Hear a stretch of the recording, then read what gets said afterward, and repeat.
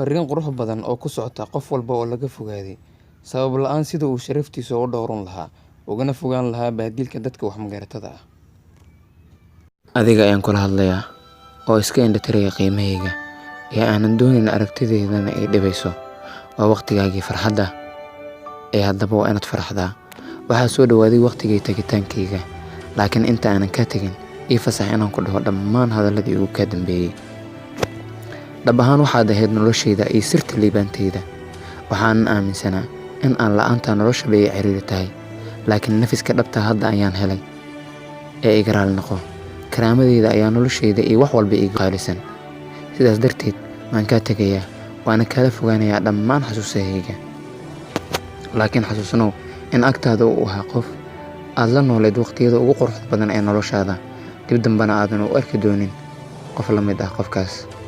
Waan kaa tegayaa, waxaan heli doonaa qof garanaya qiimahayga. Qalbigaygu wuxuu kalsooni buuxda ku qabaa inaan heli doono qof aan wax walba isla fahmi doono, dabeecad ahaanna aan isqaadan karno. Dadka wanaagsan nasiib ahaan waxay u helaan dad kale wanaagsan. Adigana waxaan ku rajeynayaa nolol qurux badan.